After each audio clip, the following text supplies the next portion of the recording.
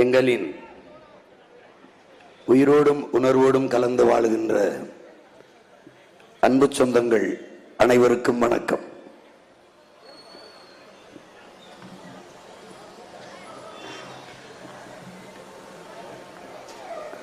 வரலாற்று பல பெருமாறுதல்கள் நிகழ்ந்திருக்கிற நம் தாய்மண்ணிலே ஒரு மகத்தான மாற்றத்தை நிகழ்த்துவதற்காக உங்கள் பிள்ளைகள், உழைக்கும் மக்கள், பாட்டாளி வர்க்க பிள்ளைகள்,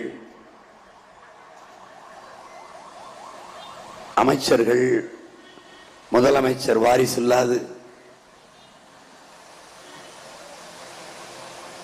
பெரிய பணபலம் இல்லாது, எந்த ஊடகத்தின் ஆதரவும் இல்லாது, உண்மை நேர்மை தூய உள்ளத்தோடு என் மக்களுக்கு தொண்டாற்ற வேண்டும் என்ற பெருங்கனவோடு இந்த களத்திலே நிற்கிறோம். எங்களுக்கு ஒரே ஒரு தன்னலம் உண்டு, அது எங்கள் இனத்தின் நலன்தான்.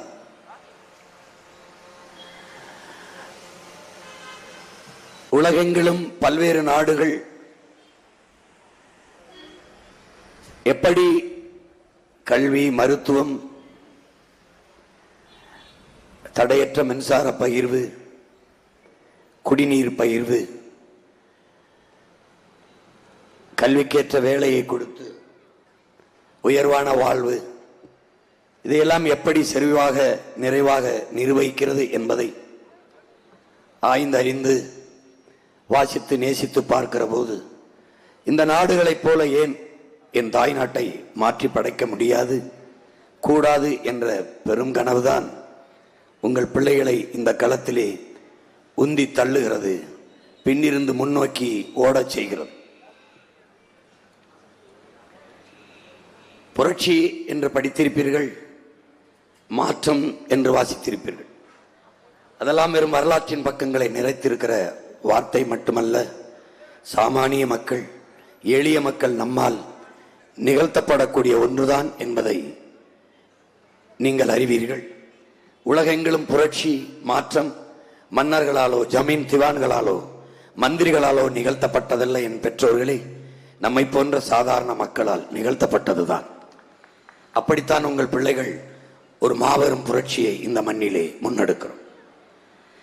நீண்ட காலமாக இந்தியம், திராவிடம் என்று பேசி என் நிலத்தின் வளத்தை, என் மண்ணின் மக்களின் நலத்தை கெடுத்து, எங்கள் உரிமையெல்லாம் பறித்து, அன்னை நிலத்திலே எங்களை அடிமையாக, ஏழ்மையாக, வறுமையாக வாழ வைத்த இந்த கொடுமையை துடைத்தெறிய வேண்டும் என்ற துடிப்போடும் தவிப்போடும் எளிய பிள்ளைகள் உங்களிடத்திலே இந்த களத்திலே நிற்கிறோம்.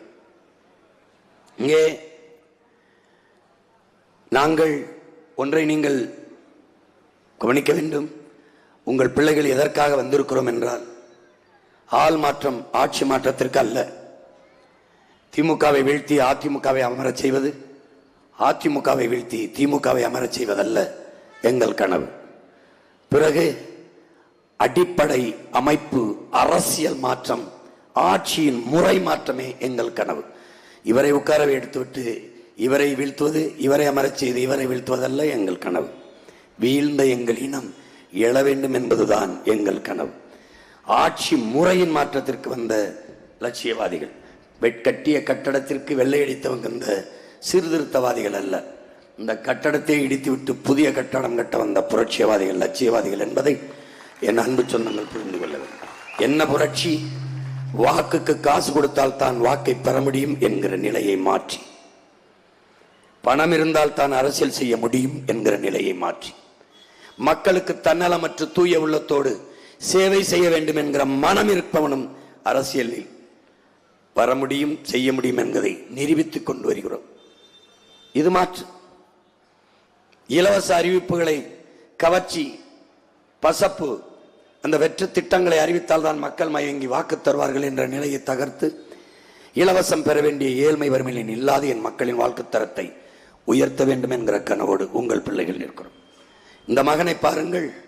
இவன் மந்திரியின் மகனோ, முதலமைச்சரின் வாரிசோ மகனோ அல்ல, சாதி சொல்லி கட்சி தொடங்கியவனும் அல்ல, மதத்தை முன்னிறுத்தி அரசியலை ஆரம்பித்தவனும் அல்ல. பெரும் செல்வந்தன், லட்சக்கணக்கான கோடி, அதை பாதுகாக்க அரசியலுக்கு வந்தவனும் அல்ல.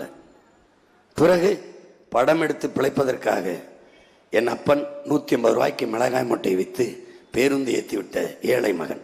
படித்ததற்கு எப்படியாவது வீட்டின் வறுமை, வேளாண்மை இருக்கிறது, மாதம் 100 ரூபாய் அனுப்பிவிடும் மகனே போதும் என்றுதான் என் தந்தை என்னை அனுப்பிவிட்டார். படம் எடுத்து பிழைக்க வந்த மகன் படை கட்டி போராட வேண்டிய நிலைக்கு என்னை தள்ளியது என் முன்னாடி உட்கார்ந்திருக்கிற என் சொந்தங்கள் தான். படம் எடுத்தால் வருமானம், படை எடுத்தால் இனமானம். எதை செய்யலாம் என்கிற போது வருமானத்தை விட இனமானம் பெரிதென்று இந்த களத்திற்கு வந்த மகன்.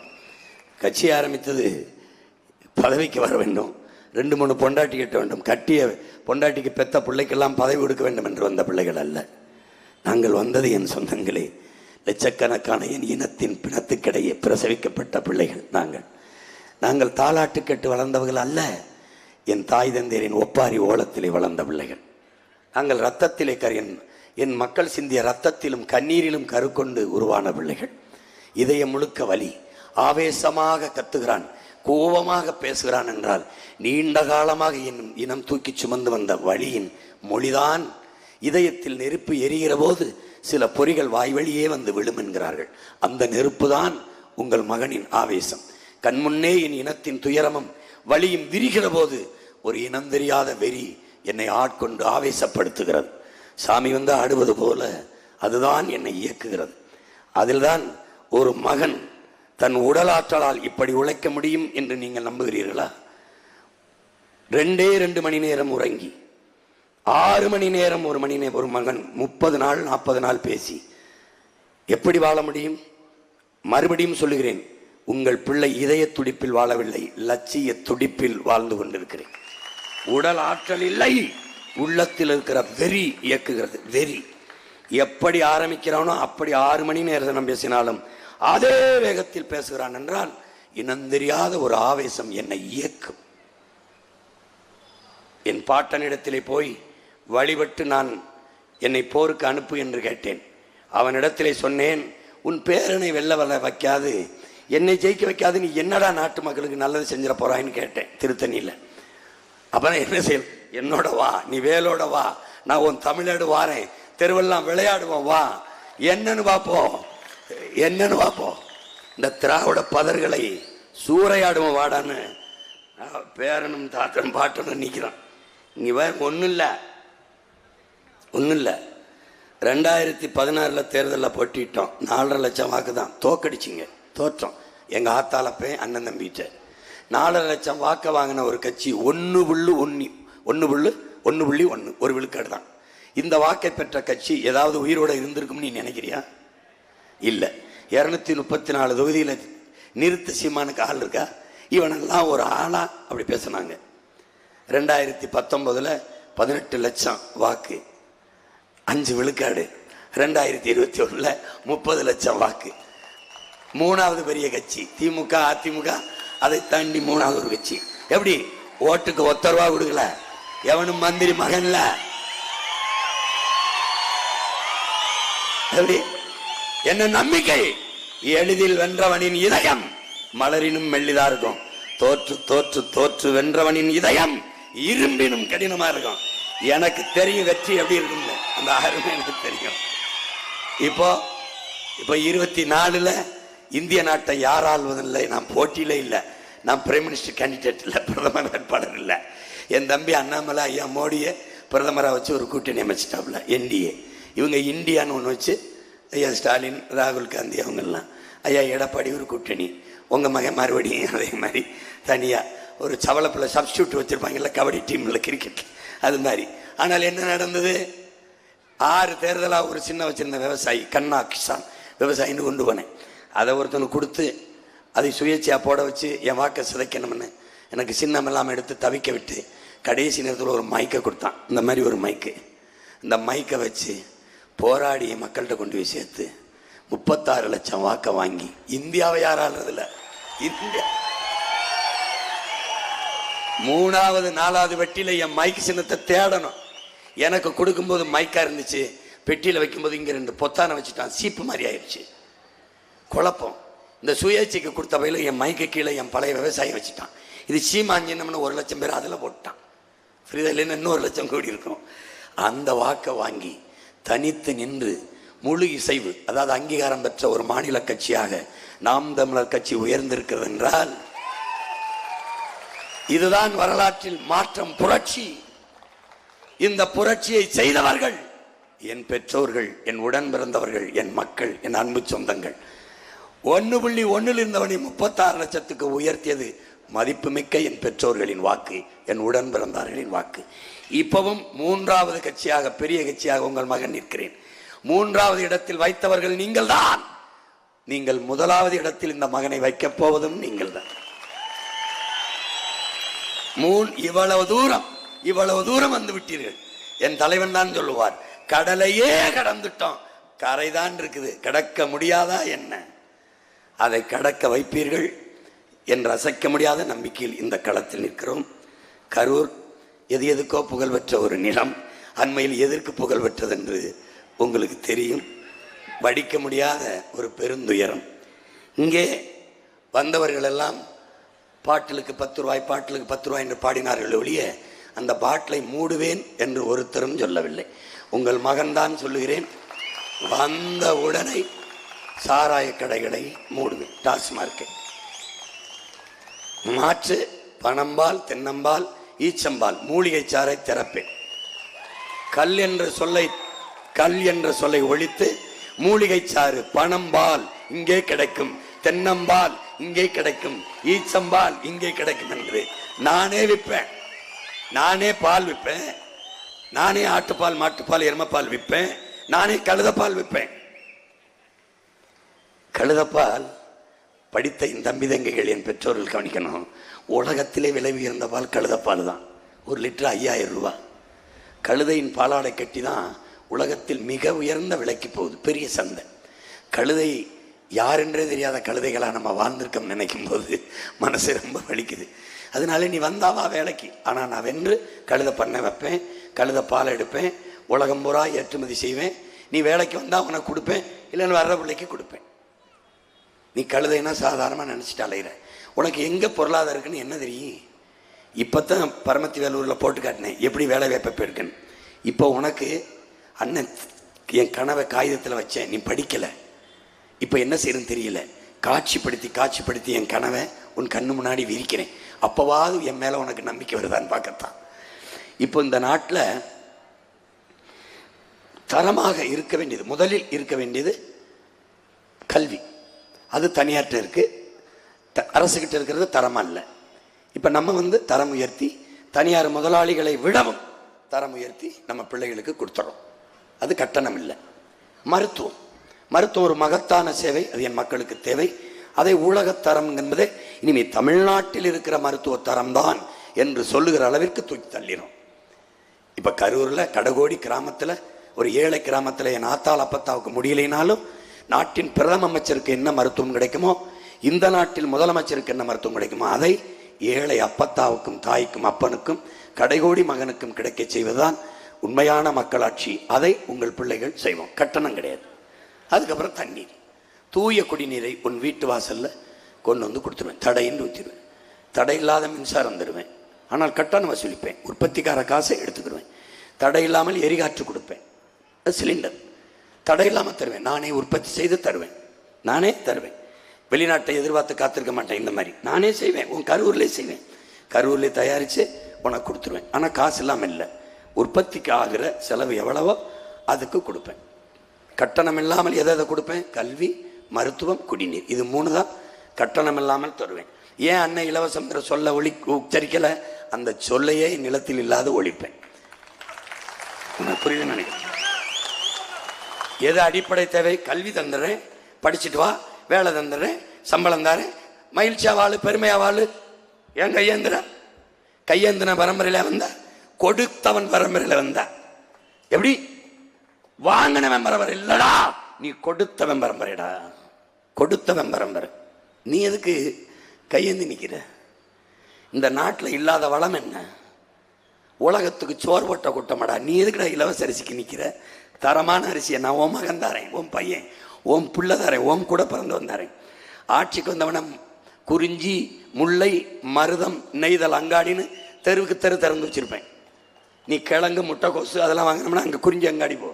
பால், முட்டை அதெல்லாம் வாங்கினோம்னா இங்கே போ. பால், தயிர், மோர்னா முல்லை அங்காடிக்கு போ. இந்த நெல், அரிசி, பருப்பு இதெல்லாம் வாங்கின காய்கறிலாம் நம்ம மருதம் அங்காடிக்கு போ. மீன், கருவாடு, நண்டு, இறாலாம் வாங்கினோம்னா நெய்தல் அங்காடிக்கு போ.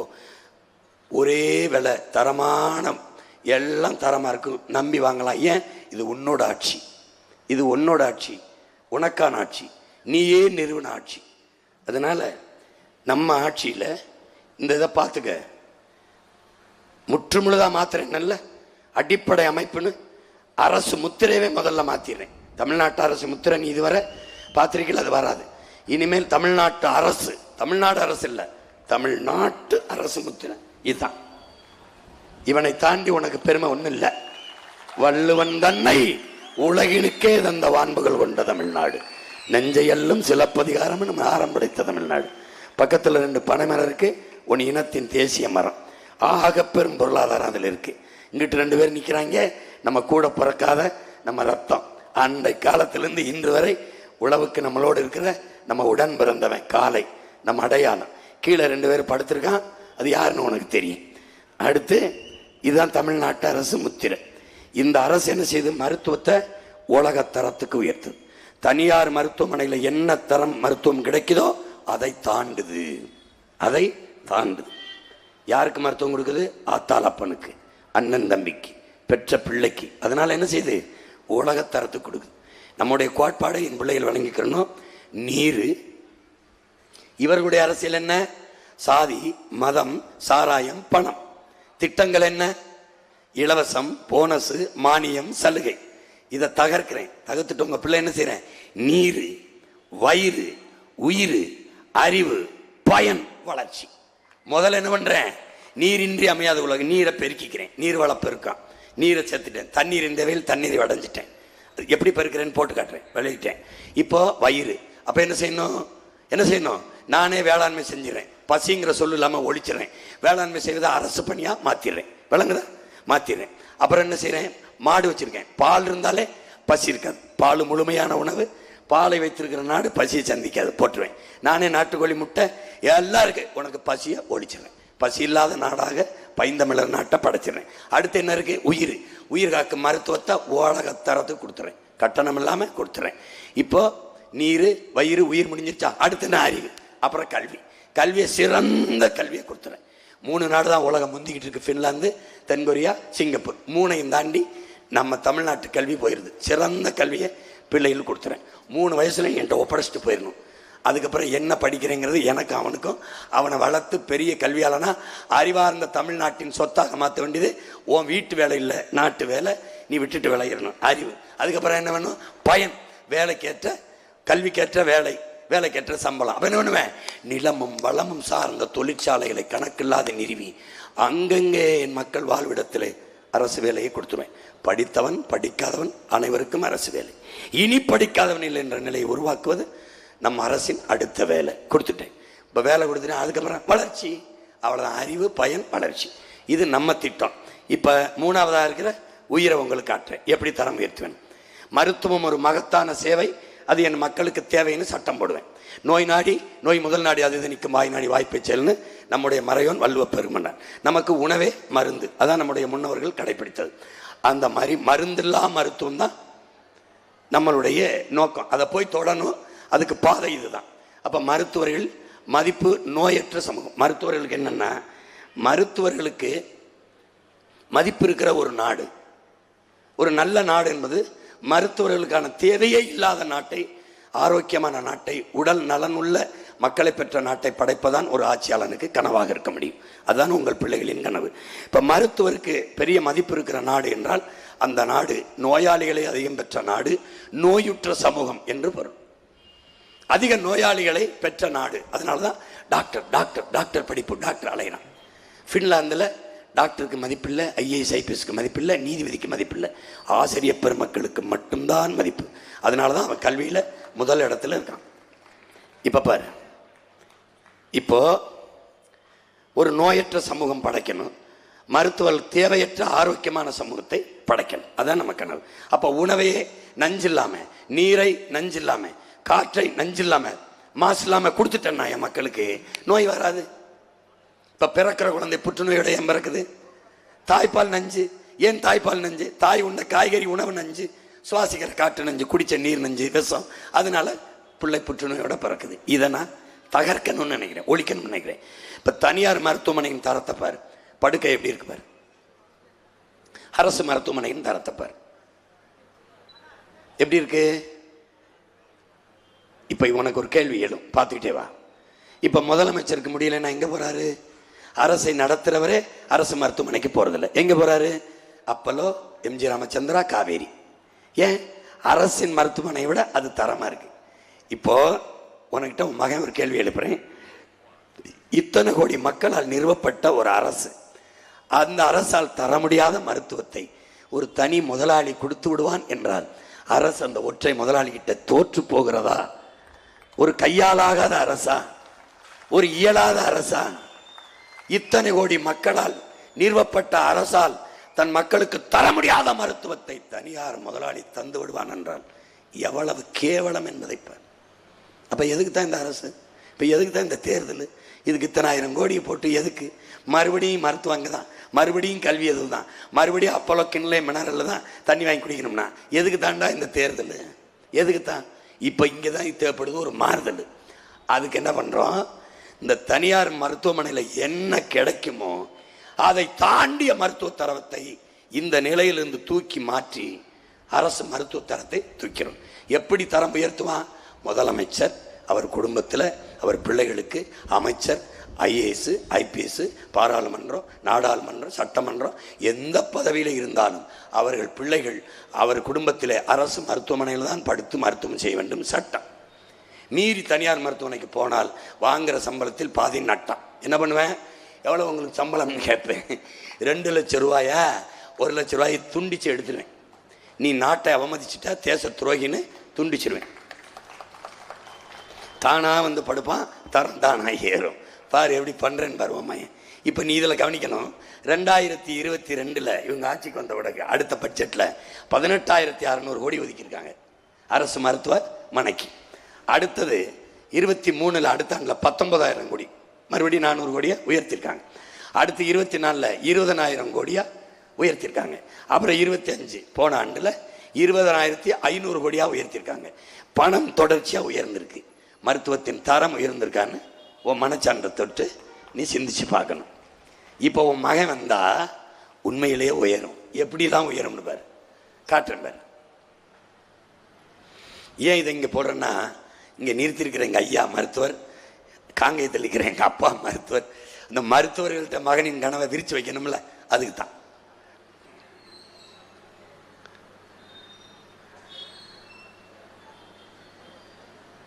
இதெல்லாம் இங்கே நம்ம ஒரு மருத்துவமனை பிணவர மாதிரியே இருக்கும். 2 ஒரே மாதிரி தான் இருக்கும். மருத்துவமனை கீழே நோயாளி படுத்திருக்கேன், மண்டையிலிருந்து விடிஞ்சு விழுகுது சவறு, மேலே சவறு.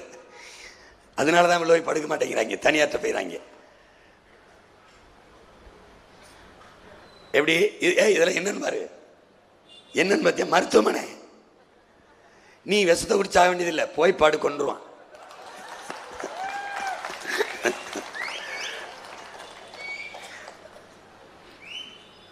பார்த்துக்க. நீ மல்லாக்க படுத்து இப்படி மேலே பார்த்தீங்கன்னாவே பாதி உயிர் போயிடும். ஐயையோ எப்போ எப்படி விழுந்து கிடக்குவார். மேலே ஒட்டி இருக்கனால அந்த கற்கள் எப்படி பேர்ந்து விழுந்துருக்குன்னு பாரு. இங்கே பாரு. நான் சும்மா காட்டல, நடந்ததை தான் எடுத்து போட்டிருக்கேன். பார்த்துக்க. இதெல்லாம் உன் ஊர் ஹாஸ்பிட்டல், உன் ஊர் ஹாஸ்பிட்டல், கவர்மெண்ட் ஹாஸ்பிட்டல். ஐயோ ஐயோ, ஆட்சிக்கு வந்தவொடனே இவங்களை இந்த மருத்துவமனையில் வச்சு பூட்டிடும். இவர் மருத்துவமனையை சுற்றி இருக்கிற மருத்துவ கழிவு குப்பையை பேர் அற்ப கொசுவை ஒழிக்க முடியாத கூட்டம்டா இது. டேய், இவன் எப்படி ஊழல் லஞ்சத்தை ஒழிப்பான்? கொசுவே ஒழிக்க முடியல அவங்களால.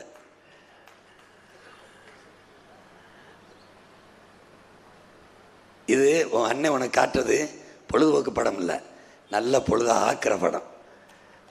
கவனி ஆழ்ந்து பாரு, எப்படி இருக்குன்னு பாரு. ஒரு நாட்டில் மருத்துவமனை, கீழ்ப்பாக்க அரசு மருத்துவரில் மின்தடை. எந்த ஒரு நொடி கூட மின்சாரம் தடை இல்லாமல் கொடுக்க வேண்டிய இடம் மருத்துவமனை.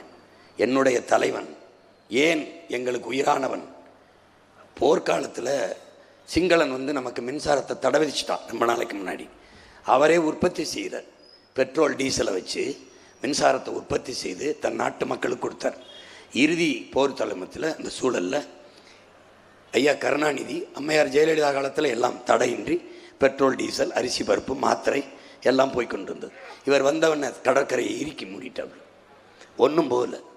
அப்போது எங்கள் அண்ணன் நாங்கள் சொல்கிறோம், நாங்கள் இருட்டுக்குள்ளே தான் இருந்தோம். சும்மா இந்த அரிக்கன் விளக்கு, இந்த கையில் மின்கல விளக்கில். இப்போ என்ன சொல்கிறாரு, நம்ம இருட்டில் இருக்கலாம்ப்பா, போரில் காயம்பட்ட பிள்ளைகள் மருத்துவமனை இருக்காங்க, அவங்களுக்கு நான் தடையின்றி மின்சாரம் கொடுக்கணும்ல. அது இந்த பெட்ரோல் டீசல் மண்ணெண்ணெயை வச்சு தான் நான் உற்பத்தி செஞ்சு கொடுத்தேன், அதை வரவிடாமல் இவர் தடுத்துட்டாரே, அதை கொஞ்சம் பேசி ஏதாவது ஒரு ஓரத்தை தளர்த்தி விட முடியுமா? அந்த அம்மா இருக்கும்போது எனக்கு எதுவுமே தடையின்றி வந்துச்சு, இவர் வந்தவொடனே சுத்தமாக இறுக்கி மூடிட்டார். அந்த சூழலில் கூட தன் மருத்துவமனைக்கு தடையற்ற மின்சாரம் கொடுக்கணும்னு நினைச்சவன் என் தலைவன். புரியுதா உங்களுக்கு? தனக்கு விளக்கில்லைனாலும் வெளிச்சம் இல்லைனாலும் பரவாயில்ல, என் நாட்டு மக்களுக்கு கொடுக்கணும்னு நினச்சான். அந்த தலைவனின் பிள்ளை இங்கே பாருங்க, ஓ மருத்துவமனையெல்லாம் பாரு, பிள்ளை பிறந்து எப்படி கிடக்குதுன்னு பாருறா. பிறந்த பிள்ளையை எலி கடிச்சு பிடிச்சிடா, மருத்துவமனையில் எலி கடிச்சு பிடிச்சி. பெத்த பிள்ளைகளை எப்படி வச்சிருக்கேன் பாரு.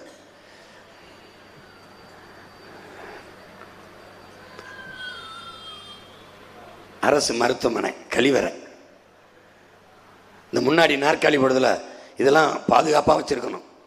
ஏன்னா இதெல்லாம் பழங்கால பொருள்களில் வரும், இதெல்லாம் ஆன்டிக்கில் வரும், இதெல்லாம் முன்னாடி பொருட்காட்சியில் வைக்கணும்டா நம்ம.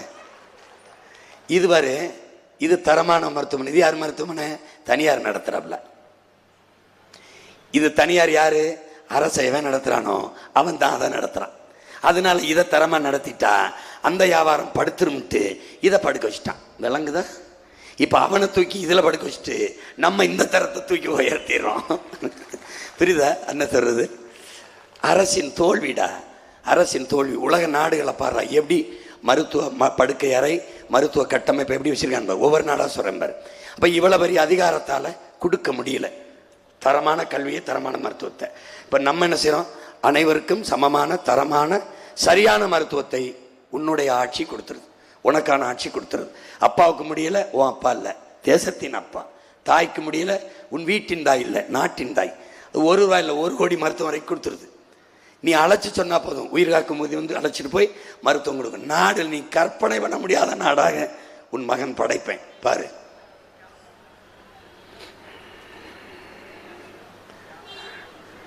தமிழ்நாட்டு அரசு பல்நோக்கு மருத்துவமனை உலக தரத்துக்கு கொண்டு போறோம். எந்தெந்த நாடுகள் போல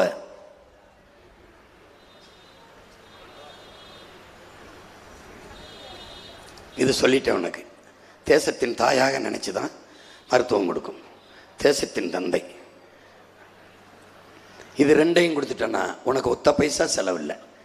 படிப்பை கொடுத்துட்டே மருத்துவத்தை கொடுத்துட்டு, இது ரெண்டுக்கு தான் நம்ம மக்களின் பெரும் பொருளாதாரம் செலவாகுது. பிள்ளைக்கு முடியல என்ன பண்ணுறது, அப்பாவுக்கு முடியலையே, ஐயோ 2 லட்சம் கேட்குறானே 3, அதெல்லாம் 1 பைசாவும் இல்லை, நிம்மதியாக நான் பார்த்துக்கிறேன். இதில் என்ன கவனிக்கணும், இந்த நாட்டில் மருந்தில் தரம் குறைந்தால் மருத்துவமனைகளின் பெருக்கம் குறைஞ்சிருக்கும், மருத்துவத்தில் தரம் இருந்தால் மருந்துக்கான தேவை குறைஞ்சிருக்கும். ஆனால் ரெண்டும், மருத்துவமனைகளும் மருந்து கடைகளும் எண்ணிக்கை பெருகிக்கொண்டே போனால் ரெண்டிலுமே தரம் இல்லை, நோயாளிகள் பெருகிக்கொண்டே இருக்கிறார்கள் என்று பொருள். உனக்கு விளங்குது பாரு.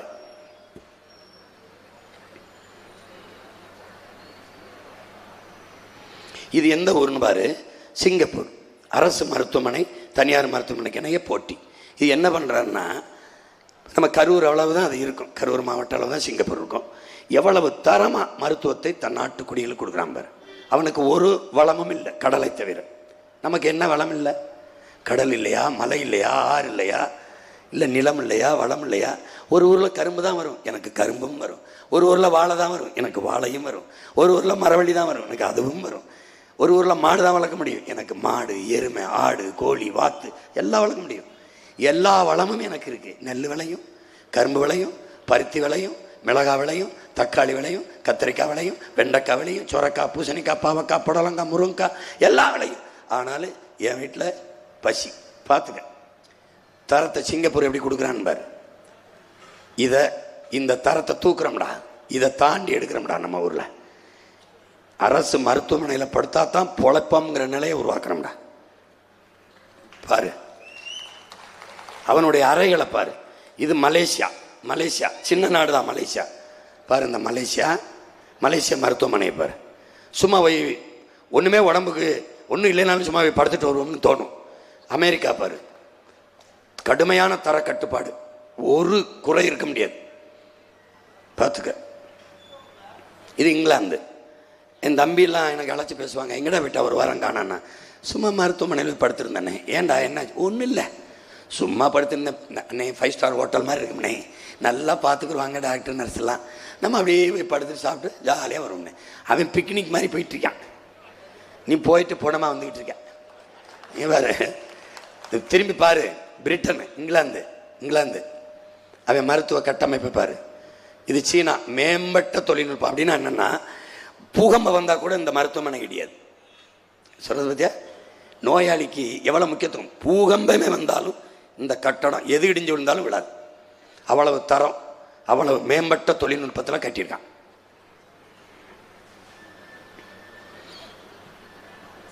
பார்த்துக்க. இது ஜப்பான். அவனுடைய மருத்துவ கட்டமைப்பை பாரு, அவனுடைய நுட்பத்தை பாரு.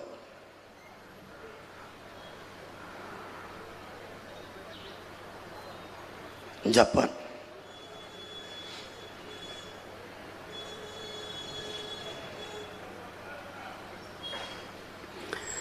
அங்க மருத்துவத்தை ஒரு சேவையா செய்யறாங்க, இங்க லாப தேவையா மாத்திருக்கு.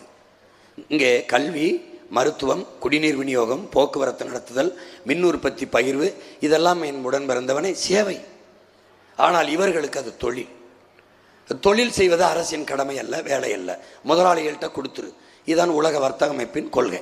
அங்கே கடனை வாங்கி கையெழுத்து போட்டதுனால இவன் எல்லாம் முதலாளிகிட்ட கொடுத்துட்டு தனியார்மய, தாராளமய, உலகமய பொருளாதார கொள்கையை ஏற்றுக்கொண்டதுனால நாடை சந்தையாக்கி அத்தியாவசியமான மனிதனின் அடிப்படை எல்லாம் வியாபார பொருளாக்கிட்டு இவன் சாராயத்தை மட்டும் அவனே வச்சு வித்துக்கிட்டு இருக்கான். இது பாரு ஜப்பான், அது ரஷ்யா, இது ரஷ்யா.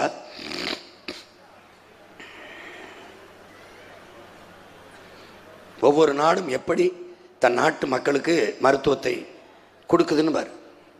மேம்பட்ட உலகளவில் முதன்மையாக இப்போ நம்ம என்ன செய்கிறோம்? இந்த சிங்கப்பூரை பாரு, இந்த இங்கிலாந்தை பாரு, இந்த அமெரிக்காவை பாரு, இந்த மலேசியா பாரு, இந்த ரஷ்யா பாரு, இந்த சீனா பாரு, இனி ஓ மகன் ஆட்சிக்கு வந்தோடனே இந்த தமிழ்நாட்டை பாரு அப்படின்னு எப்படி சொல்லணும்? அமெரிக்காவில் சொல்ல வைக்கணும், சீனாவில் சொல்ல வைக்கணும், சிங்கப்பூர்ல இருந்து பேசணும். ஆயா தமிழ்நாட்டுக்கு படையெடுத்து வரணும். ஏன்? உலக தரத்தை தாண்டிய தரத்திற்கு கல்வியை ஒரு தமிழ் மகன் தன் தாய் நிலத்தில் கொடுத்தான்னு வரலாறு வரணும். அதனால மாத்திரம் தலைகளை மாத்திரம் உலக தரத்திற்கு மருத்துவத்தை கொடுக்கிறோம்.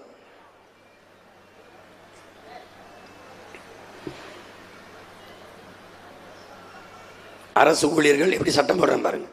எல்லாரும் அரசு பணியாளர்கள், அமைச்சர்கள் எல்லாம் அரசு மருத்துவமனையில் மருத்துவம் பெறுவது கட்டாயம், சட்டம்.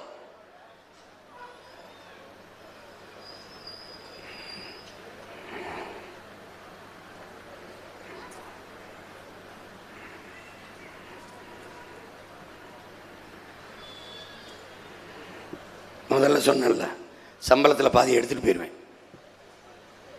இப்படி முடிச்சுட்டு தெரிய வேண்டியதான்.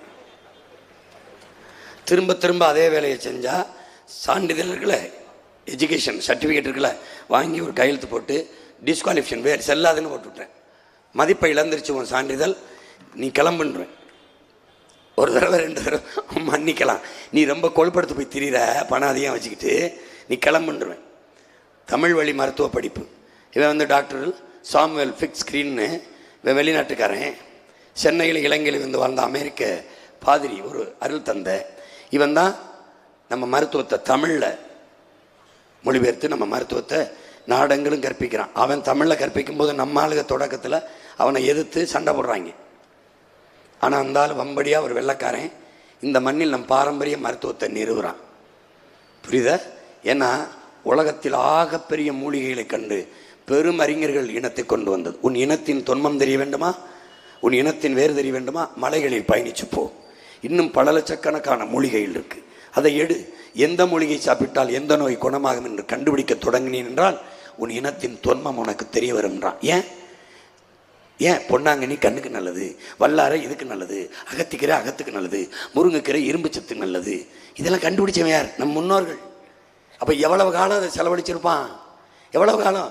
என்னடாவோ மருத்துவம் ஆச்சு, கொசு கடிச்சு டங்குன்னொடனே அவன் என்ன சொல்கிறான் உடனே? நிலவேம்பு நிலவேம்பு நிலவேம்புன்னா.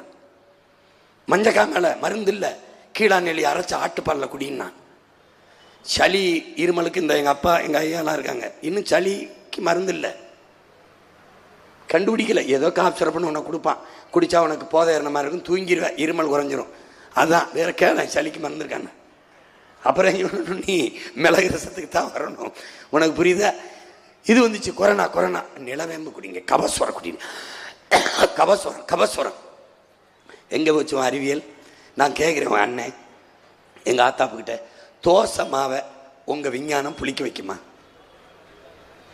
பாலை தயிராக்குமா? ஆக்காது. அவங்க அறிவியல் தோற்று போச்சு. மனித அறிவு யார் ஜெயிக்கிறா? கண்ணுக்கு தெரியாத நுண்ணுயிரிகள், பூஞ்சை, பாக்டீரியா, காளான்கள். அதுதான் தமிழனுடைய பாரம்பரியம். அதை நீ புரிஞ்சுக்கணும். இப்போ இவன் பின்னாலே அவர்கள் தமிழ் மருத்துவம் பயின்ற மாணவர்கள் இன்றைக்கு உலக புகழ் பெற்றவர்களாக மாறிட்டாங்க. வெள்ளைக்காரன் நமக்கு தமிழ் மருத்துவத்தை சொல்லி கொடுத்துட்டு போகிறான். இப்போ நான் என்ன பண்ணுறேன்? அவன் பேரில் பாரம்பரிய தமிழ் மருத்துவக் கல்லூரியை தொடங்கிடுறேன். தொடங்கி நம்ம மருத்துவத்தையும் வச்சுக்கிறேன், நவீன அலோபதியும் வச்சுக்கிறேன், நம்மளுடைய ஹோமியோபதி சித்த மருத்துவத்தையும் வச்சுக்கிறேன், சரிபாதி வச்சுக்கிறேன். அறுவை சிகிச்சை, கால் எலும்பு முறிவு இது போன்றதுக்கு தவிர்க்க முடியாத கண் மாற்று, இதய மாற்று, இதுக்கெல்லாம் அதை வச்சுக்கிறோம். ஆனால் சரிபாதி நம்முடைய பாரம்பரிய தொன்மை மருத்துவத்தையும் வச்சுக்கிறோம். ஆங்கில மருத்துவத்தை கல்வியை முழுக்க தமிழ் படிக்கிறேன். தமிழ் எப்படி படிக்க முடியும் அப்படின்னு கேட்குறீல, இங்கிலீஷில் படிக்காம எப்படின்னு? அதை நீ பிரான்ஸில் கேட்பியா, நீ ரஷ்யாவில் கேட்பியா, நீ சீனாவில் கேட்பியா, நீ ஜப்பானில் கேட்பியா, அல்லது தென்கொரியாவில் வடகொரியாவில் கேட்பியா, அல்லது சிங்கப்பூரில் கேட்பியா? எங்கே கேட்ப? ஜெர்மனியில், டென்மார்க்கில், நார்வேயில், ஸ்வீடனில், நியூசிலாந்தில் எங்கே கேட்பாய்? என் தாய் மண்ணில் தான்டா நீ இந்த பாதரேசி மாதிரி கேட்டுருப்ப. இங்கிலீஷ் படிக்காம எப்படி? படிச்சுக்கடா, இங்கிலீஷ் ஒரு பாடமொழியாக படிச்சுக்க. மாத்திரை என்னுடைய மருத்துவம் அவனுக்கு புரிய வைக்கல, டேப்லெட்ரா, ஊசி அவனுக்கு புரிய வைக்கல, இன்ஜெக்ஷன்ரா, அதான் தெரியுதே. ஆங்கிலம் படிக்க வேண்டாம் என்பதல்லடா உங்க பிள்ளைகளின் கொள்கையை உடன் பிறந்தவனே. ஆங்கிலத்திலேயே அனைத்தையும் படிக்க வேண்டாம் என்பதுதான் உங்கள் பிள்ளைகளினுடைய கோட்பாடு, கொள்கை. அடுத்தவன் மொழி எனக்கு மொழிதான், அறிவல்ல. அவன் மொழி எனக்கு அறிவுனா அப்ப ஏன் மொழி என்ன?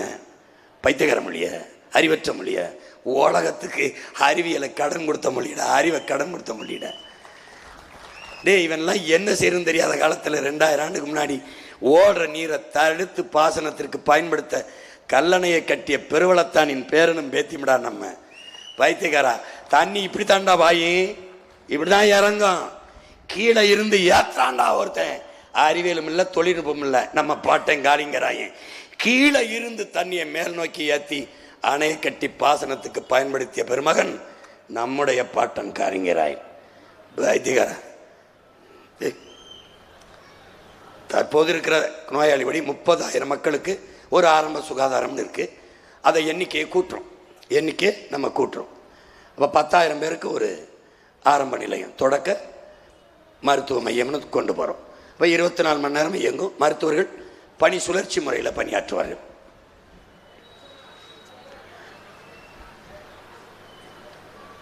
கிராமங்களிலிருந்து 20 கிலோமீட்டர் தொலைவுக்கு ஒரு சிறப்பு மருத்துவமனை, சிற்றூர்களெல்லாம் தொடக்கம் இருக்கும். அதுபோக அங்கே உயர் மருத்துவம் எல்லாத்தையும் தரம் உயர்த்திடுறேன். உயர் சிறப்பு மருத்துவமனைகளை 150 கிலோமீட்டருக்கு வச்சிடுறேன். இப்போ கடகோடி இருந்து ஒரு கிராமத்தில் வந்தால் 100 கிலோமீட்டர் 150. கரூரில் ஒரு பெரிய உயர் சிறப்பு மருத்துவம் வச்சாலே இப்போ குளித்தலை, இங்கே கிருஷ்ணராயபுரம், இந்த பக்கம் இருக்கிற எல்லா மக்களுக்கும் அது கிடைக்கிற மாதிரி பண்ணிடுவேன். அப்படி செஞ்சிடறோம். சென்னையை தலைமை மருத்துவமாக கொண்டிருக்கிறத மாற்றி உங்களுக்கு மையம் சொல்லியிருக்க தெரியும். தலைநகரே 5 தலைநகரமாக பிரிச்சிடுறேன். தலைநகரே மாற்றுவோம், தமிழகத்தை மாற்றுவோங்கிறதா முதல் கோரிக்கை, இது கோட்பாடை. அதை நான் சொல்லும்போது சிரித்தார்கள். ஐயா ஸ்டாலின் வந்து தலைநகர், அந்த தலையை எடுத்துட்டு 5 நகரங்களை உருவாக்குறேன்ட்டாப்ல. நவீன நகரம், அதுதான் நான் சொல்கிற தலைநகரம். அது நிர்வாகத்தையும் அதிகாரத்தையும் பரவலாக்கிறேன் ஒம்பில்ல. இப்படி பல நூறு படுக்கையில் கொண்ட தரமுயர்ந்த கட்டட அமைப்பு சேவையை கொண்டு வந்துடுறேன். 24 மணி நேரம் வெளிநோயாளிகள், புறநோயாளிகள் உள்ள வந்து மருத்துவம் பார்க்கலாம். காலையில் தான் மாலையில் தான் இல்லை. மருத்துவர்களை சுழற்சி முறையில் பணைக்க மருத்துவம். நீ கேட்ப இதெல்லாம் படிக்க மருத்துவர்களுக்கு என்ன பண்ணுவாங்கன்னு. நீட்டை வச்சுருக்கேன்னு. நீட்டை வேற எங்கேயாவது நீட்டுன்னு உன் மகன் வந்தோடனே சொல்லுவேன். நான் எப்படி சண்டை போட்டு நிறுத்துறேன்னு பாரு. அது தனியாக போட்டு காட்டுறேன். இதில் வருதா? இதில் வரல. தனியாக போட்டு காட்டுறேன் பாரு. நீட்டை எதுக்காக உன் மகன் எதிர்க்கிறேன், ஏன் அதை தடுக்கணும்னு நினைக்கிறேன் அப்படின்னு நான் சொல்கிறேன். அது தனியாக போட்டு காட்டுறேன். நீ வலைவெளியில் பாரு. 16,400 நோயாளிகளுக்கு ஒரு மருத்துவர் என்று இருக்கிறத மாற்றி நம்ம குறைக்கிறோம். 1000 நோயாளிகளுக்கு ஒரு மருத்துவர் என்று மாற்றுறோம். மருத்துவர்களை உருவாக்கிக்கிறோம். நம்ம கனவு வந்து நோயாளிகள் இல்லாத ஒரு நாட்டை படைக்கிறதா, நோயாளிகளின் எண்ணிக்கையை குறைக்கிறதா. மருத்துவர்களின் பணி நோயாளிகளின் நோயை குணப்படுத்துவதல்ல, நோயாளிகளே உருவாகாத ஒரு சமூகத்தை உருவாக்குவது தான் மருத்துவர்களின் சேவை. முறைகேடுகள் தடுக்கப்படும். அந்த மக்கள் வர காத்து வைக்கிறது, இந்தாம்மா அங்கிட்டு போய் நில்லு, என்னம்மா இந்த 500 கூட, எல்லா இடத்துலையும் சிசிடிவி பொருத்திருப்ப, நீ தப்பிக்க முடியாது. எல்லா இடத்துலையும் கண்காணிப்பு கருவி வச்சிருப்பேன். நீ வீட்டுக்குள்ளே வரமாட்டேன், வீட்டை விட்டு வெளியில் வந்துட்டுனா உன் பின்னாடியே வருவேன். தாலி அக்கிறது, தோடாக்கிறது, பொம்பளை பிள்ளை கையை பிடிக்கிறது, கல்லை விட்டுறது, குடிச்சு விட்டு ரோட்டில் போகிறது, 2 கண்ணு உன்னைய பார்த்துக்கிட்டே இருக்கு. ஏன்? நாடங்களும் சிசிடிவி வச்சுருப்பேன், தப்பிக்கவே முடியாது. ஒரு தவறை செஞ்சுட்டு அடுத்த கால் எடுத்து வைக்கிறதுக்கு முன்னாடி ப்ரிவென்டிவ் ஃபோர்ஸ், குற்ற தடுப்பு கவலைப்பட வச்சுருக்கேன். வந்து தூக்கிடுவான் உன்னைய, நீ தப்பிக்கவே முடியாது. I am the real big boss. Real big boss இல்லை, ரியல் பிக் பாஸ். நீ செத்தா, நீ என் பிள்ளைய அப்படி காட்டுக்குள்ளே தூக்கிட்டு போயிட்டா, அப்படி பண்ணிட்டேன். என் பொம்பளை பிள்ளைய நீ தொட்டா அவ்வளோதான். தொட்டா ஒரு தோட்டா, போயிட்டு வா, டாட்டா, முடிச்சு விட்றேன். மருந்து இல்லை, ஊசி இல்லை, அந்த பேச்சுக்கே நீ வேலை இல்லை. கண்காணிப்பு கருவி எப்படி பொறுத்திருக்க மாதிரி எல்லாத்தையும் ஒரு இடத்துல இருந்து பார்த்துக்கிட்டு இருப்போம். எல்லாத்தையும் பல பிரிவில் இருக்கு. அந்த ஒரு கணினி நலவாழ்வு அட்டை எல்லாருக்கும் கொடுத்துருவோம். முதியோர்களுக்கு சிறப்பு கவனம், குழந்தைகளுக்கு சிறப்பு கவனம், தனித்தனி நோய்த்தன்மை மருத்துவம் குறித்த அட்டை நலவாழ்வு அட்டையில் ஒவ்வொருத்தருக்கும் பதிவேற்றப்படும். மாதம் ஒரு தடவை சோதிச்சுக்கிறங்க. இதுனா ரொம்ப முடியலன்னா மருத்துவர்கள் வீட்டுக்கு போவாங்க. பிரசவத்துக்கு முடியலைன்னா அங்கே போவாங்க. பிரிட்டன்லாம் அப்படி தான் இருக்குது. பிரிட்டன்லாம் அங்கே வந்து தான் சேவை செய்வாங்க. ஆண்டிற்கு ஒரு முறை உடல் பரிசோதனை செய்யல முறை செய்யப்படும். நீ வந்து உன் ஊருக்களை வாழ்விடத்தில் வந்து சோதிப்பாங்க, இல்லை அருகில் இருக்கிற சுகாதார மையத்தில் போய் நீ சோதிச்சுக்கலாம். அப்படிலாம் இந்த மாதிரி நடமாடும் மருத்துவ மையங்கள் இருக்கும். மருத்துவருக்கும் வந்து உனக்கு சோதிப்பாங்க. கட்டணம் இல்லாமல் செய்வாங்க. ஏன்னா நாட்டை ஆரோக்கியமான நாடாக படைக்கணும்னு உங்கள் பிள்ளைகள் ஏங்குறோம். அதுக்கு தான் முதியோர்கள் வந்து உடம்பு முடியல, பிள்ளைகள்லாம் விட்டாங்க, தனியாக இருக்காங்கன்னு ஒரு அழைச்சி பேசுனா வந்து கொடுத்துரும். குழந்தைகளுக்கான மருத்துவத்தில் சோதித்து அவங்களுக்கான அட்டை கொடுத்துருவோம். ஒவ்வொரு முறையும் சோதித்து ஒவ்வொரு முறையும் அவங்களே அழைச்சி பேசுவாங்க. மருத்துவர்களே சோதனைக்கு ஏன் வரல, வர சொல்லுங்க பிள்ளைகளை. ஏன்னா நாட்டின் பிள்ளைகள், அவங்க கவனக்குறைவாக இருக்க முடியாது.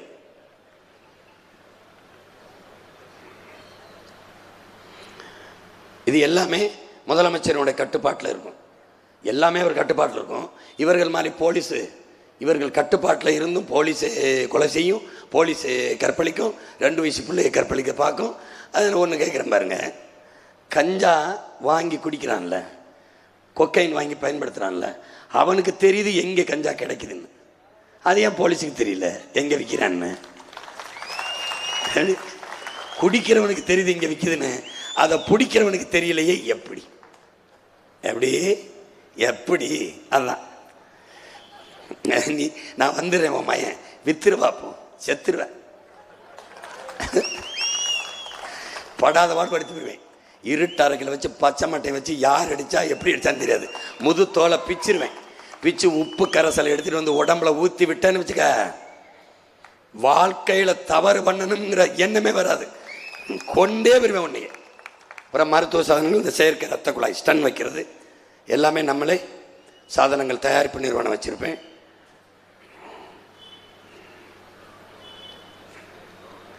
உயிர் காக்கும் ஊர்திகள் அழைச்சி பேசினா அடுத்த நொடி 10 நிமிஷம் 5 நிமிஷத்துல வந்துடும். பல் மருத்துவம் ரொம்ப குறைவான மருத்துவமனை மருத்துவர் தான் இருக்காங்க, அதை கூட்டுறோம். ஏன்னா பல் அதில் இருந்து தான் உடம்புல இதன் வழியே தான் உணவு போகுது. அதில் நோய் இருக்கும்போது அந்த நோய் தொற்றி உள்ள வரவுனா பல்வேறு நோய்களை உருவாக்கிறது. பெரும் நோய் உருவாக்க காரணம் அதுதான். அதனால் பல் மருத்துவத்தை முதன்மை கொடுத்துறோம், முன்னுரிமை கொடுத்துறோம். ஒரு பல்வ மருத்துவக் கல்லூரி தான் இருக்குது, மருத்துவமனை மருத்துவக் கல்லூரி. நம்ம பல இதை தொடங்கிக்கிறோம். இந்தியாவில் 10,000 பேருக்கு ஒரு பல் மருத்துவர் என்று இருக்குது. அதை மாற்றி நம்ம 500 பேருக்கு இதை கூட்டுறோம். அந்த பல் மருத்துவர்கள் எண்ணிக்கையை கூட்டுறோம். மாவட்ட தலைநகர் தோறும் பல் மருத்துவமனைகள் தொடங்கப்படும். குருத்தன ஆய்வு இதெல்லாம் மையங்கள் தொடங்கப்படும். மதுரை, கோயம்புத்தூர் முக்கிய தலைநகர் நகரங்களிலெல்லாம் தொடங்கிடும். வணிக நோக்கில் முறையற்ற ஆய்வுகள் குருத்தன சேகரிக்கும் வங்கிகள் உருவாக்கப்படும். மருத்துவ ஊழியர்கள் நலன், மருத்துவத்தில் வேலை செய்கிறவங்களுடைய நலனில் மருத்துவர்களை, செவிலியர்களை பெரிதும் போற்றக்கூடிய அரசாக பார்க்கும். கொரோனா நேரத்தில் மருத்துவர்கள் கடவுளாக தெரிஞ்சாங்க, செவிலியர்கள் தேவதையாக தெரிஞ்சாங்க. இப்போ உங்களுக்கு தேவையில்லாமல் தெரிகிறாங்க. ஆனால் நம்ம ஆட்சியில் அப்போவும் மருத்துவர்கள் கடவுளாக தெரிவார்கள், அப்போதும் செவிலியர்கள் தேவதைகளாக தெரிவார்கள். கொஞ்சம் முன்னகர்த்துங்க, நிறைய இருக்குது. ஒரு கடுஞ்சொல் சூடு சொல் பண்ண முடியாது. இடமாற்ற சிக்கலுக்கு தீர்வு, கணவன் மனைவி மருத்துவராக இருந்தால் அவர்கள் வாழ்விடத்திலே 2 பேருக்கும் பணி அமர்த்திடுவோம். இங்கே கணவர் ஒரு தடவை, கணவர் கரூர்லாம், மனைவி நாமக்கல், அதெல்லாம் இல்லை, கரூர்லேயே இருங்க, அது சொல்லிடுவோம். இடமாற்ற சிக்கலுக்கான தீர்வை கொடுத்துட்றேன். இடமாற்றத்துக்கு, பணி உயர்வுக்கு, பணியிட மாற்றத்துக்குலாம் நீ பணம் தர வேண்டியதில்லை. தந்தினா நீ தான் உள்ளே இருப்ப, வாங்கினவன் இல்லை. புரியுதா? அவன் கேட்டா நீ ஏன் கொடுத்த, நீ ஏன் கொடுத்த, இங்கே வா உள்ளே இரு. மரபு சார்ந்த மருத்துவத்துக்கு முன்னுரிமை கொடுக்குது நம்ம அரசு. அதான் பாரம்பரிய மருத்துவம், சித்த மருத்துவம். அதுக்கு தமிழின் மரபு, உலகின் எதிர்கால மருத்துவம் சித்த மருத்துவம் தான். இது எல்லா நாடுகளும் இப்போ நம்மளை பின்பற்றி வருது. நாம் அதை கைவிட்டுட்டோம், நம்ம மறுபடியும் மீட்டு உருவாக்கம் செய்கிறோம். மூலிகை பண்ணைகளை உருவாக்குறேன் மலையடி வாரங்கள் எல்லாம். இது மாதிரி மூலிகை பண்ணைகள். அங்கே இருந்து நம்ம பாரம்பரிய சித்த மருத்துவர்கள் இருப்பாங்க. அங்கே போய் கேரளாவிலாம் இந்த முறை கைவிடப்படாமல் அது தொடர்றாங்க. நானே போய் 15 நாளாக இருந்து மருத்துவம் செஞ்சு வந்தேன். இந்த உணவு முறையிலிருந்து எல்லாத்தையும் மாற்றுறாங்க. அந்த முறையை நாடெங்கில் நான் திறந்து என் பிள்ளைகளுக்கு, என் பெற்றோர்களுக்கு எளிதாக கட்டணம் இல்லாமல் கிடைக்க செய்கிறேன்.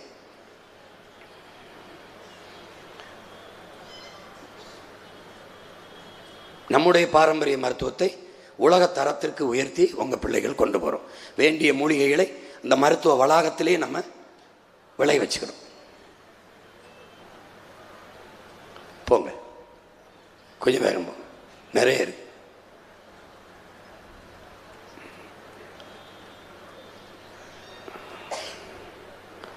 இது பெரிய கனவு. நான் அப்படியே வலையொலியில் ஏற்றிடுவோம்.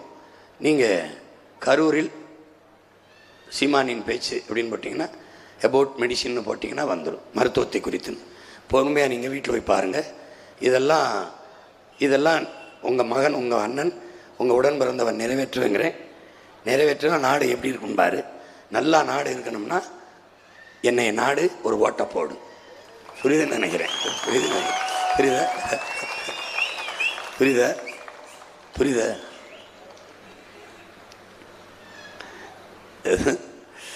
இது ஒரு வழி தான் இருக்குது. திமுக ஓட்டு போட்டா, ஏடிஎம்கே போட்டா, திமுக, பிஜேபி, காங்கிரஸ் போட்டா அவர்கள் ஜெயித்தார்கள். நீ தோற்று போன. முதல் முறையாக உங்கள் பிள்ளைகளுக்கு ஓட்டு போட்டு நீங்கள் வெல்லுங்க, நீங்கள் ஜெயிங்க, நீங்கள் ஜெயித்துருங்க, மாற்றுங்க, நாட்டை மாற்றுங்க. உங்களால் முடியும், ஒற்றை விரலால் முடியும். ஏப்ரல் 3ஆம் தேதி வாக்குச்சாவடிக்கு போகும்போது ஒரு திமிரோடு போங்க. ஒற்றை விரலால் மாற்றத்திற்கான புரட்சியை எழுதுங்க. அங்கே போய் நான் உங்களுக்கு என்ன சொல்கிறேன், உக்ரைன் அதிபர் பிரதமர் செலன்ஸ்கி அரசு அலுவலகங்களில் தன்னுடைய படத்தை, பிரதமர் படத்தை மாட்டினதை உத்தரவிட்டு எடுக்க சொல்லிட்டோம்ல. அவர் சொல்கிறது, I am not identity and icon, நான் அடையாளமோ குறியீடா இல்லை, என்னை எடுத்துருங்க. ஆனால் அரசு அலுவலகங்களில் பணி செய்கிறவர்கள், அமைச்சர்கள் எல்லாரும் உங்கள் அலுவலகத்துக்கு முன்னாடி, உங்கள் மேசைக்கு முன்னாடி உங்கள் பிள்ளைகளின் படத்தை மாட்டி வைங்க. ஒரு கோப்பு வருது, கையெழுத்திட போகிறீங்கன்னா ஒரு தடவை இந்த கோப்பை பாருங்கள், கையெழுத்துக்கு முன்னாடி உங்கள் பிள்ளைகளின் முகத்தை பாருங்கள். அவர்களின் எதிர்காலத்திற்கு உங்கள் கையெழுத்து பயன்படும் என்றால் போடுங்க, இல்லைன்னா போடாதீங்க. எப்படிப்பட்ட பிரதமர் பாரு. உங்கள் மகன் என்ன சொல்கிறேன், வாக்கு செலுத்த போகும்போது பிள்ளைகள் முகத்தை ஒரு தடவை பாருங்க. பார்த்துட்டு இந்த பிள்ளைகளின் எதிர்காலத்திற்கு உதயசூரியனுக்கு போட்டால் எதிர்காலம் இருக்குமா, ரெட்டலைக்கு போட்டால் இருக்குமா, கைக்கு போட்டால் தாமரைக்கு போட்டால் இருக்குமா, விவசாயிக்கு போட்டால் இருக்குமா? யோசிச்சு பாருங்க. உழைக்கும் வேளாண்குடி மக்கள், பெருவாரியாக நிறைந்திருக்கிற மக்கள், நீங்களே விவசாயிக்கு ஓட்டு போடலைன்னா இல்லை வெளிநாட்டிலேருந்து இறங்கி போடுவானான்னு பாருங்கள். எவன் வேணுமானாலும் இந்த மண்ணில் தோற்கலாம், உழவர் குடியோன் விவசாயி தோற்றான் என்ற செய்தி வரக்கூடாது. அதனால் என் அன்பு சொந்தங்கள், விவசாயி சின்னத்திற்கு நீங்கள் வாக்கு செலுத்தி வெற்றி பெற வேண்டும். ஒரு மகத்தான மாற்றத்தை இந்த மண்ணிலே நீங்கள் நிகழ்த்த வேண்டும். அதனால் இங்கே போட்டியிடுகிற எங்கள் பெருமதிப்பிற்குரிய எங்கள் ஐயா மருத்துவர் கார்மேகம் அவர்களுக்கு விவசாய சின்னத்திலே வாக்கு செலுத்தி நீங்கள் வெற்றி பெறுங்கள். அடுத்ததாக கருப்பையா அவர்களுக்கு வாக்கு செலுத்தி வெற்றி பெற செய்யுங்கள். உங்களுக்கு தெரியும், இந்த மண்ணிலே மகத்தான மருத்துவ சேவையை செய்து கொண்டிருப்பவர், எந்த குற்ற பின்னணியும் இல்லாத ஒரு மருத்துவர். உங்களுக்கு தெரியும், உங்கள் நிலத்தில் நிற்கிற வேட்பாளர்கள்லேயே எங்கள் ஐயாவுக்கு இருக்கிற தகுதியும் நேர்மையும் உண்மையும் மற்றவர்களுக்கு இருந்தால் எங்கள் ஐயாவுக்கு போடாதீங்க, அவங்களுக்கு போடுங்க.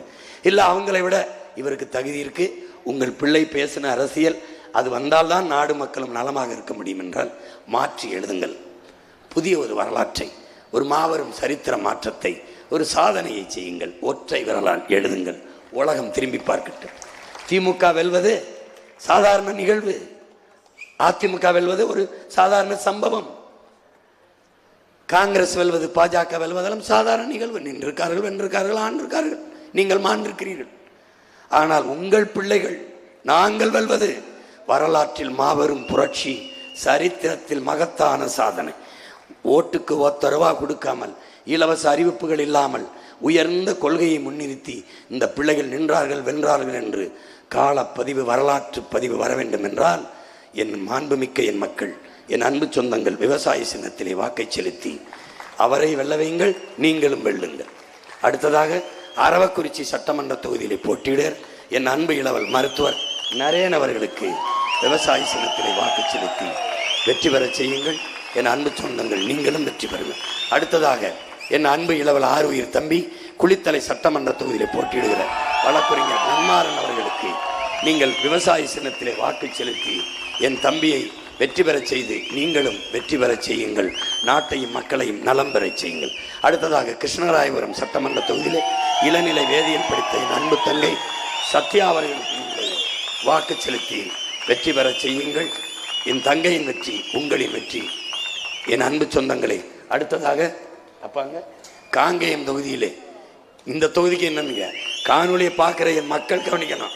காங்கேயம் தொகுதியில் போட்டியிடுகிற மகத்தான மருத்துவ பெருந்தகை என் அப்பா கார்மேகம் அவர்களுக்கு நீங்கள் விவசாய சின்னத்திலே வாக்கு செலுத்தி வெற்றி பெற செய்ய வேண்டும்.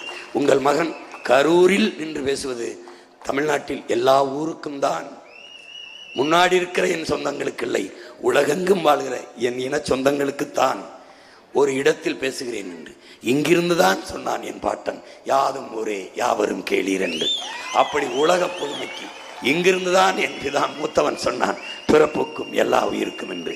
இங்கிருந்தான் என்னவன் சொன்னான், பகுத்துண்டு பல்வுயிர் என்று. இங்கிருந்தான் என் பாட்டன் பாடினான், காக்கை குருவி எங்கள் சாதி என்று. உலகம் தழுவி நேசித்து நிற்கிற பிள்ளைகளுக்கு கரூரும் ஒன்றுதான், பேரூரும் ஒன்றுதான், போரூரும் ஒன்றுதான், எல்லாம் ஒன்றுதான். என்னை கேட்டார்கள், காரைக்குடியில் நிற்கிறீர்கள். காரைக்குடிக்கான மகன் இல்லை, ஒட்டுமொத்த தமிழ் குடிக்கான மகன் உங்கள் மகன் சீமான். அன்பு சொந்தங்களே, அறிவார்ந்த பெருமக்களே, இந்த மண்ணிலே நிற்கிற இந்த அன்பு உறவுகளுக்கு என் மதிப்பிற்குரிய ஐயா மருத்துவர் கார்மேகம், என்னுடைய அன்பு தம்பி மருத்துவர் நரேன், என்னுடைய அன்பு தம்பி நன்மாறன், என்னுடைய அன்பு தங்கைக்கு, என்னுடைய அப்பா கார்மேகத்திற்கு நீங்கள் வாக்கு செலுத்தி வெற்றி பெறச் செய்யுங்கள் என்று உரிமையோடும் உணர்வோடும் உறவோடும் உங்களை வேண்டுகிறேன். புரட்சி எப்போதும் வெல்லும். நம் வெற்றி அதை சொல்லும். நம் இலக்கு ஒன்றுதான், நம்ம இனத்தின் விடுதலை, நம் இனத்தின் விடுதலை. விவசாயி சின்னத்திற்கு வாக்களிப்போம், வருங்கால தலைமுறைக்கு வாழ்வளிப்போம். புரட்சி. என் அன்பு சொந்தங்களே, தமிழ்தாய் வாழ்க, எங்கள் உயிர் தலைவன் பிரபாகரன் வாழ்க, உங்கள் பிள்ளைகள் வெல்க வெல்க வெல்க. வணக்கம். நாம் தமிழர்.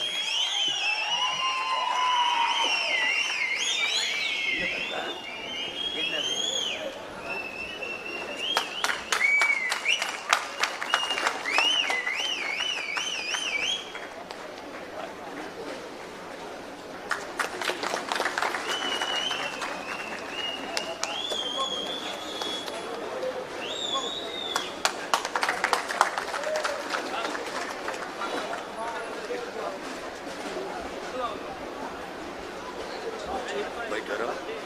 நல்லா வேலை செய்யலாம்.